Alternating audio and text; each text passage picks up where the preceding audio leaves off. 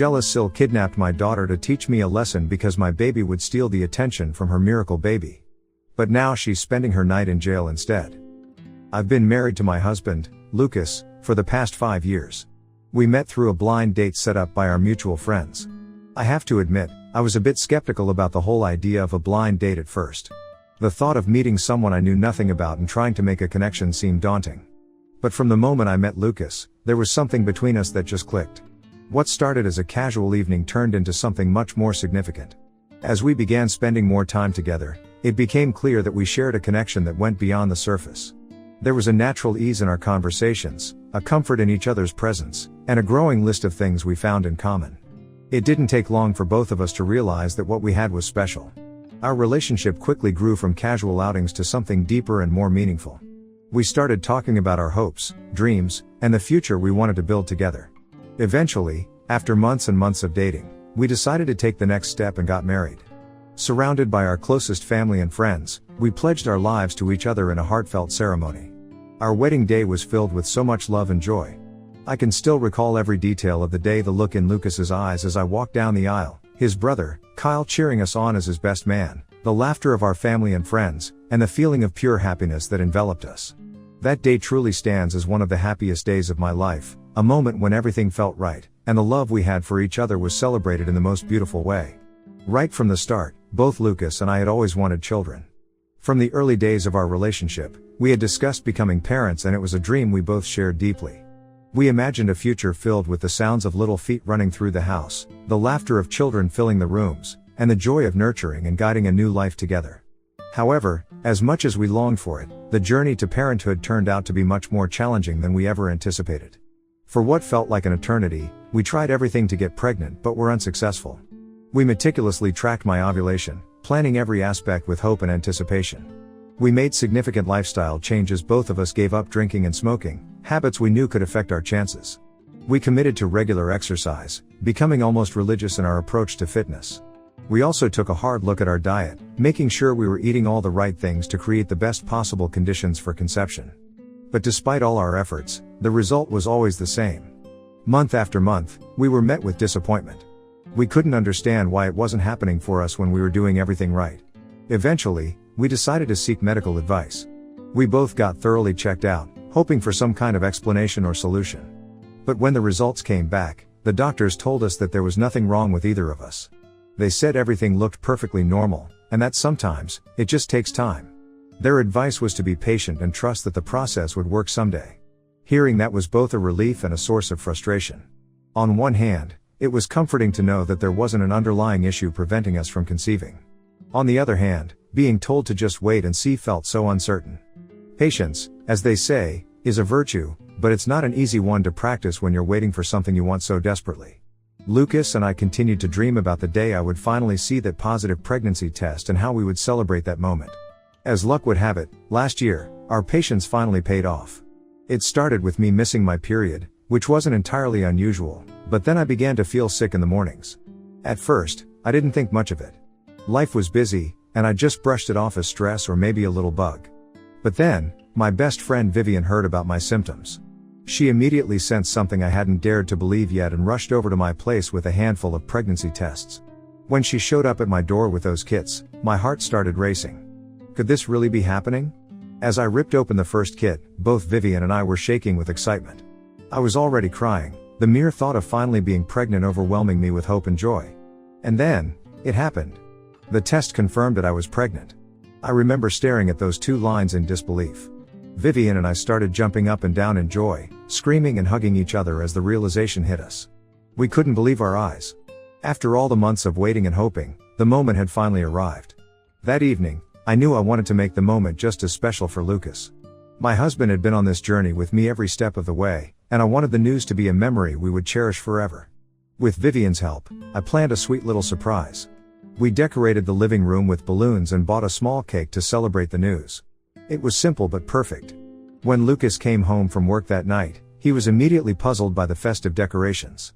He laughed, asking me if I had somehow mixed up the dates and thought it was his birthday. I just stood there, smiling, trying to contain my excitement. Instead of answering him, I simply handed him the pregnancy test. It took a second for him to fully register what he was holding. But then, I saw the realization dawn in his eyes. His expression changed from confusion to shock, and then to pure, unbridled joy. He yelled in excitement, and before I knew it, he had swept me off my feet and was spinning me around in a hug. After everything we had been through, all the waiting and hoping, we finally had the answer we had been longing for. We were going to be parents. Throughout my pregnancy, after every appointment with my gynecologist, I would come back home, beaming with joy, clutching the latest ultrasound picture of our little baby. I would immediately place them on the fridge with our magnets, creating a growing collage of our journey. Every time I walked by, I'd glance at the images, and it would fill my heart with so much happiness, a constant reminder that our little Cece was growing and thriving. Lucas and I spent a lot of time preparing for our daughter's arrival. We took on the task of decorating the nursery together, carefully selecting colors, furniture, and little decorations that would make it a warm and loving space for our baby. We went shopping for baby clothes, each tiny outfit a testament to the excitement and love we already felt for her. We also picked out strollers, car seats, and all the other essentials we'd need. Every decision was made with so much care and thought, imagining how it would all come together when Cece finally arrived. After reaching the 12-week mark, which felt like a significant milestone, Lucas and I decided it was time to share the news with our families. We wanted to do it in a way that felt special and personal, so we planned a small dinner at our place. We invited only our closest family members, under the pretext of a casual gathering. No one had any idea what was coming, and we were so excited to see their reactions. The evening of dinner arrived, and the house was filled with the warmth and chatter of family. As I looked around, I noticed that Lucas's younger brother, Kyle, had arrived with his girlfriend. I was a little surprised, to be honest. We had specifically mentioned that this was going to be a gathering of family members only, and it threw me off that he had brought a random woman without checking with us first. But knowing Kyle and his spontaneous nature, we decided not to make a fuss about it and just let it go. Kyle introduced his girlfriend, Jasmine, to everyone at the dinner. She was a divorcee with a child from her previous marriage, and it was obvious that she was significantly older than Kyle. They had apparently met at the gym recently and hit it off. Throughout the evening, both Kyle and Jasmine kept behaving like horny, little teenagers. They kept grabbing each other, kissing, and making noises that were hard to ignore, especially in front of everyone. It was more than a little uncomfortable, and I could sense that I wasn't the only one who felt that way. Despite this awkwardness, I was determined not to let it derail the evening. As we all sat down for dinner, Lucas and I exchanged a glance, silently agreeing that it was time. We stood up, and Lucas cleared his throat to get everyone's attention. "We have something to share with you all," Lucas said, his voice full of excitement. With that, I brought out the collection of ultrasound pictures that I had been collecting. As I held them up for everyone to see, I announced with a smile, "We're pregnant." For a moment, there was silence as everyone looked at our faces, processing what we had just said. Then, the room exploded with joy. Everyone jumped up from their seats, rushing to hug us, congratulate us, and share in our happiness. The atmosphere was suddenly electric with excitement and love. Lucas's parents were especially thrilled. This was going to be their first grandchild, and I could see the pride and happiness shining in their eyes. They had known how hard we had been trying, and this news meant the world to them. My own mother was in tears as she hugged me tightly. "Are you okay, sweetheart?" she asked, her voice choked with emotion as tears streamed down her face. I nodded, smiling through my own tears. "Yes, Mom. I'm more than okay." My brother and his wife hugged Lucas and me, expressing how thrilled they were that we were finally going to be parents. They couldn't wait to help us out and share tips for being first-time parents. I confessed how nervous I was and how I kept overthinking every decision. My brother reassured me that he felt the same way before my niece was born, and his wife nodded in agreement. In that moment, nothing else mattered but the love and support of our family. This was what Lucas and I had dreamed of, and now, surrounded by the people we cared about most, it was all coming true.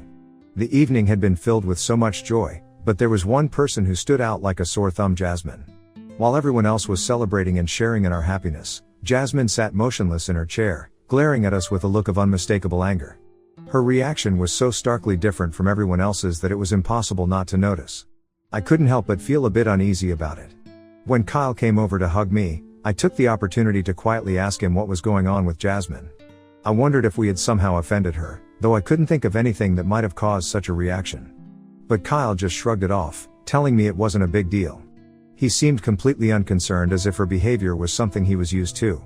As the evening progressed, we all moved to the living room to enjoy dessert and wine. Naturally, I refrained from drinking, and Lucas joined me in solidarity, choosing not to drink as well. We all settled in, and the conversation naturally turned to babies and pregnancy. I shared details about the nursery we had been putting together, feeling proud of the little space we were creating for Cece. Throughout all of this, Jasmine had remained silent, barely participating in the conversation. But then, out of nowhere, she suddenly spoke up, asking if she could see our nursery. Her request caught me a little off guard, but I didn't see any harm in it. After all, she was a parent herself, and I thought perhaps she might have some helpful suggestions or tips. So I nodded and told her she was welcome to take a look, and I escorted her to the nursery. As we entered the room, I watched her closely and noticed that she didn't seem impressed at all as she viewed the room. Instead, she started pointing out things she thought were wrong with our nursery. She criticized our choice of room, saying it was too well lit for a baby to sleep in, suggesting that we hadn't thought it through. I calmly explained that we were planning to install roll-up curtains to darken the room whenever the baby needed to sleep, but she barely acknowledged my response. Next, she had an opinion about why we had chosen to color the room yellow, instead of a more neutral color. I was taken aback and told her yellow is just a color and it had nothing to do with someone's gender anyway. Then, she turned her attention to the baby clothes we had neatly arranged in the drawers. She scoffed at them, remarking that her son had never liked clothes like these and that we should have consulted other parents before buying what she called cheap knockoff versions. Her tone was dismissive and condescending, and it took me by surprise.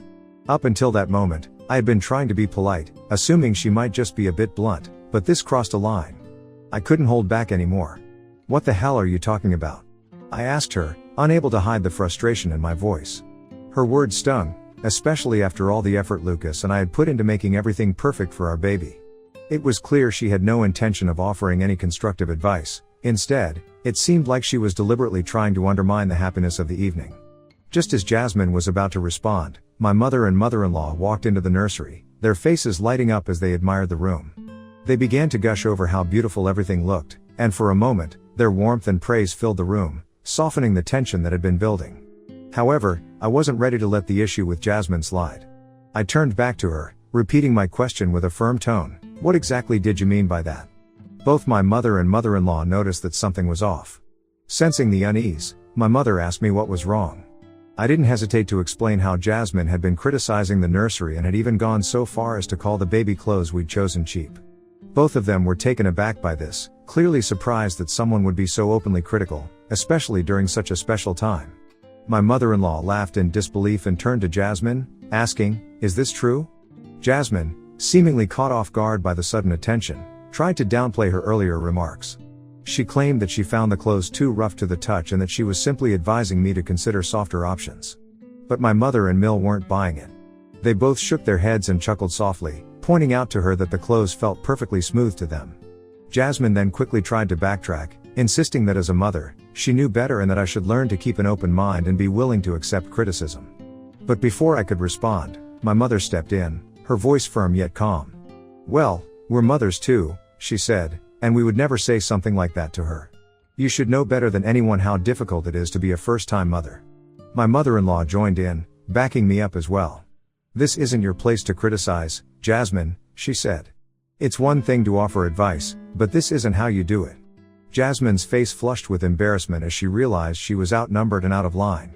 She looked visibly offended but didn't have much to say in response. Instead, she stormed out of the nursery in a huff. I followed her out, wanting to make sure the situation didn't escalate further. Jasmine made her way to Kyle, who was still in the living room, chatting with the rest of the family. Without bothering to explain much, she announced that she wanted to go home. Kyle looked confused, but sensing her agitation, he didn't push the issue. He simply apologized to everyone, congratulated Lucas and me again on the pregnancy, and then left with Jasmine. Later on, Kyle reached out to both Lucas and me to apologize for Jasmine's behavior at our announcement party. He had found out about everything after my mother-in-law gave him a stern lecture for bringing Jasmine to such an important and intimate gathering. I knew this situation wasn't really Kyle's fault, so I forgave him without hesitation. He seemed genuinely concerned and wanted to clarify why Jasmine might have behaved so oddly. Kyle explained that Jasmine had experienced trauma related to pregnancy in the past. It turns out Jasmine got pregnant with her son when she was just 16 years old. Later, after marrying her husband, they had hoped to have more children but faced complications. After years of trying to get pregnant, the emotional strain took a significant toll on their mental health and eventually led to the breakdown of their marriage. According to Kyle, other women's pregnancies were still a sore spot for Jasmine, which might explain her negative reaction to our celebration. As a fellow woman, I felt bad for Jasmine. I could empathize with the pain and disappointment she must have gone through, and I understood that these experiences had left her with emotional scars. However, while I sympathized with her situation, I couldn't ignore the fact that her comments at our announcement party were inappropriate and hurtful. So, I decided that it would be best to maintain a healthy distance from her at future family gatherings, to protect the positive atmosphere I wanted to keep around our growing family. Kyle and Jasmine continued to date, and on the day I gave birth to Cece, Kyle called and asked Lucas if he could bring Jasmine over to see the baby. Although we had our doubts, Lucas and I begrudgingly agreed, hoping that perhaps things would be different this time. Unfortunately, this proved to be a mistake. As soon as Jasmine saw our baby, she immediately commented on how little hair our newborn had, suggesting that this was a sign her hair would be super thin as she grew up. Her words felt like a direct hit, and I could see the irritation on Lucas's face as well. This comment was another unnecessary and insensitive remark during what should have been a purely joyful moment. Kyle, sensing the tension in the room, didn't let Jasmine stay long. After offering their congratulations, they both quickly left. This year, Kyle surprised us all with the announcement of his wedding to Jasmine. The news was met with some mixed feelings, particularly from my mother-in-law.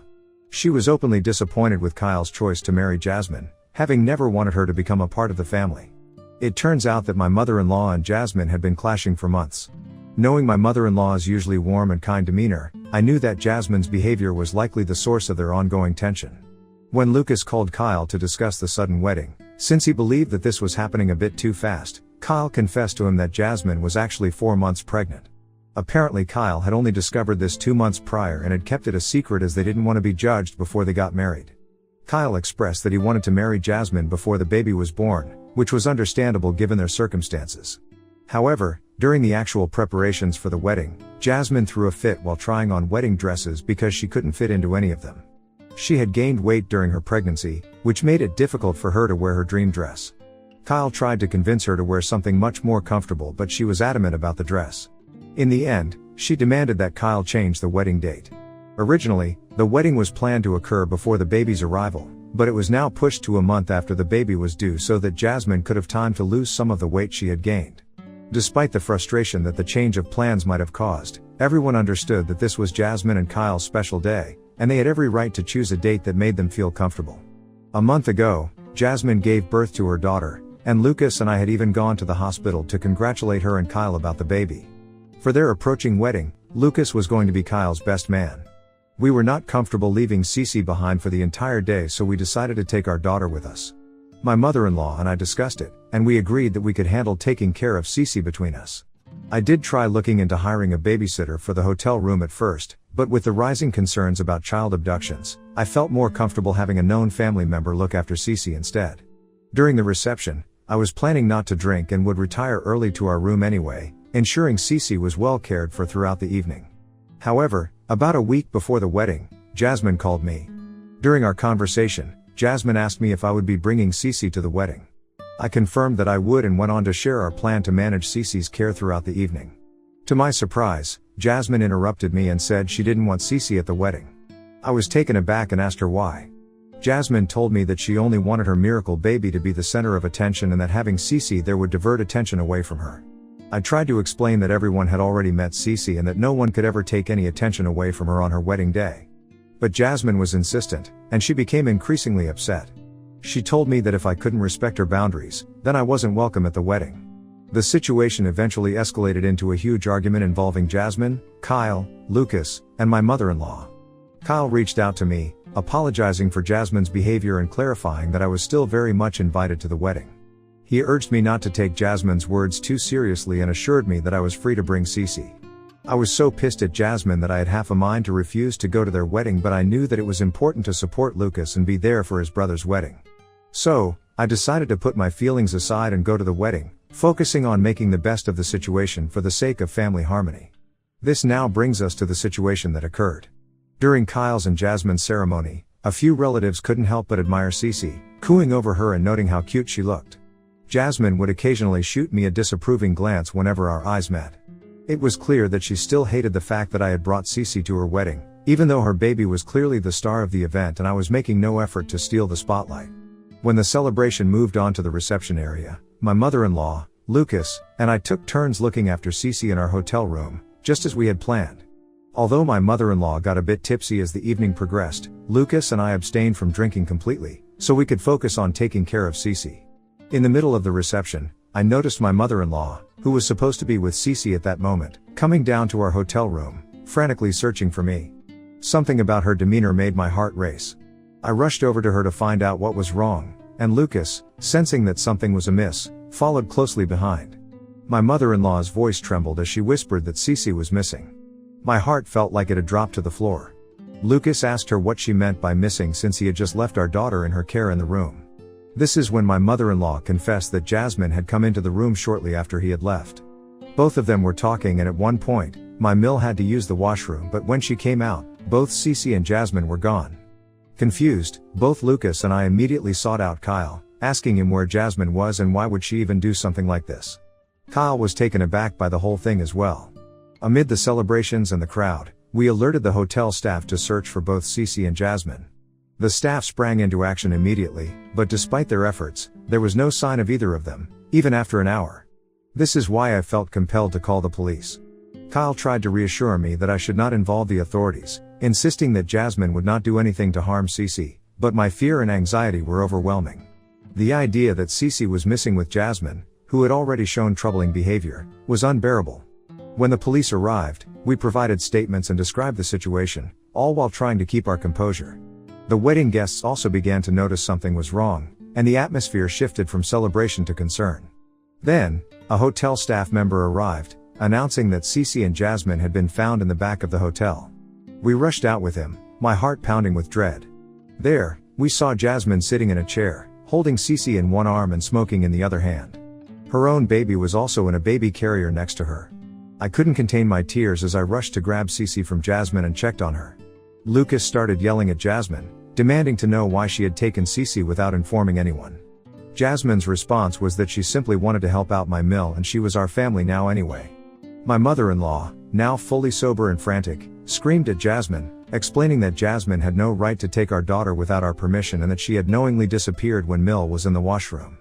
Jasmine simply smirked as she turned to look at me, remarking that if I was so concerned about my daughter, perhaps I should have listened to her request and not brought her to the wedding. I was stunned, realizing then that she had in fact kidnapped my daughter deliberately. She wanted me to run around scared, searching for my daughter, just to scare me and teach me a lesson, hoping that I would back down the next time she demanded something from me. Kyle tried to pacify us, saying that perhaps this was all just a big misunderstanding. At this point, the police turned to me, asking if I still wanted to press charges. I looked at Jasmine's face and she had no apology or remorse for her actions. I wanted to teach her a lesson to never mess with me or my family again, so I decided to go ahead and press charges for kidnapping. Jasmine's eyes widened in disbelief as she protested, but the police took her into custody right there on the spot. Kyle tried to urge me to reconsider, but my mother-in-law told him that what his wife had done was unforgivable. Ida for getting Jasmine arrested and making her spend her wedding day in jail? Update 1. Wow, I woke up to my notifications blowing up from Reddit. I have to say I still feel shaken after what Jasmine did to us. Last night, I tossed and turned, unable to sleep properly, consumed with worry about my daughter's safety. Kyle has been calling and begging us to drop the charges against Jasmine, insisting that she didn't really mean any harm. Update 2. It's been a few weeks since my last update. Since the charges were filed, there wasn't much I could do to help Jasmine, despite Kyle's relentless pleas. The evidence against her is compelling. The hotel's CCTV footage clearly shows her taking Cece out of the room, and Mill has given a statement confirming that Jasmine took Cece without her knowledge. Jasmine's case will proceed, with a hearing scheduled for next week. Meanwhile, Lucas and I had a heated argument with Kyle recently. He kept blaming us for putting his poor wife in jail and lamented how this was going to destroy her life. Lucas questioned Kyle how he would feel if someone had taken his baby away and left without informing anyone. Kyle had no answers to that. Both Lucas and I have decided to cut him off for the time being since we are tired of his refusal to see how toxic his partner is. The rest of the family is just as disappointed in Jasmine and fully supports us. Update 3. During the hearing, Jasmine pleaded guilty to all the charges. Her legal counsel argued on behalf of her that this was an isolated incident and that she was just very emotional already since it was her wedding day, hence she acted irrationally. Ultimately, the judge sentenced her to community service and mandatory counseling since this was her first offense. After this, Jasmine did reach out to both me and Lucas with an apology, but we refused to forgive her. The damage has already been done. No one can ever trust Jasmine after what she did to my daughter. Since the incident, both Mill and Phil have cut off Kyle as well and have refused to take his calls.